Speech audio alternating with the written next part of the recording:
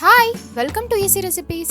இன்னைக்கு நம்ம வாழைப்பழத்தை வச்சு ஒரு சூப்பரான ஸ்நாக் எப்படி செய்யறதுன்னு பார்க்கலாம். இந்த வீடியோ பார்க்கறதுக்கு முன்னாடி நம்ம சேனல் சப்ஸ்கிரைப் பண்ணாதவங்க சப்ஸ்கிரைப் பண்ணுங்க. அப்படியே பக்கத்தில் இருக்க பெல் ஐக்கானை கிளிக் பண்ணுங்க.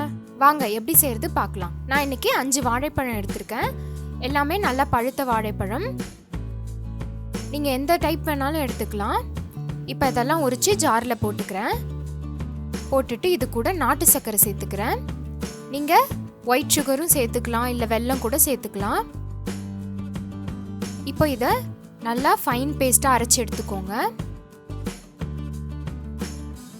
ஒரு பவுல் வச்சுக்கோங்க. அதில் 2 கப் கோதுமை மாவு சேர்க்குறேன்.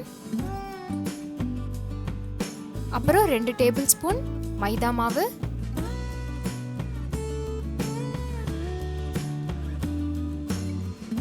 கொஞ்சமாக ஏலக்காய் தூள், 1/2 டீஸ்பூன் சமையல் சோடா சேர்த்துட்டு நல்லா ஒரு தடவை மிக்ஸ் பண்ணி விட்டுருங்க.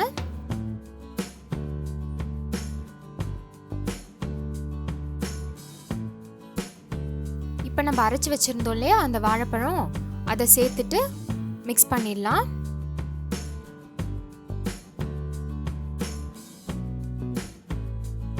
சேர்த்துட்டு நல்லா ஃபுல்லாக மிக்ஸ் பண்ணி விட்டுருங்க.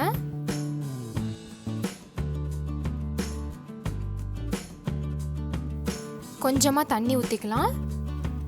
ரொம்ப தண்ணி சேர்த்துடாதீங்க, கொஞ்சமாக சேர்த்தா போதும். சேர்த்துட்டு நல்லா மிக்ஸ் பண்ணி விட்டுருங்க.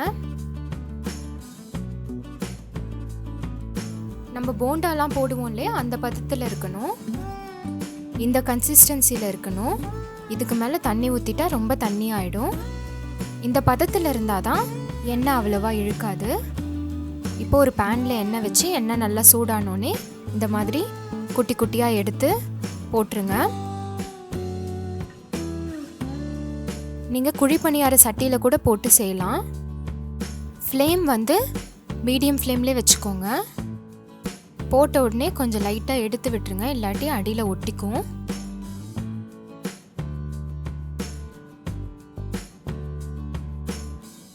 இது வேகிறதுக்கு ஒரு 5 நிமிஷம் ஆகும்.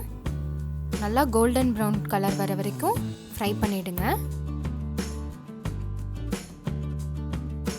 இப்போ பாருங்க, எல்லாமே நல்லா வெந்துருச்சு. நம்ம இந்த ஸ்டேஜில் எடுத்துடலாம்.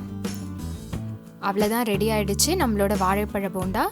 கண்டிப்பாக ட்ரை பண்ணி பாருங்கள், ரொம்ப சூப்பராக இருக்கும். இந்த வீடியோ உங்களுக்கு பிடிச்சிருந்தா லைக் பண்ணுங்கள், ஷேர் பண்ணுங்கள். அப்படியே ஈஸி ரெசிபீஸ்க்கு சப்ஸ்கிரைப் பண்ணுங்கள். தேங்க்யூ.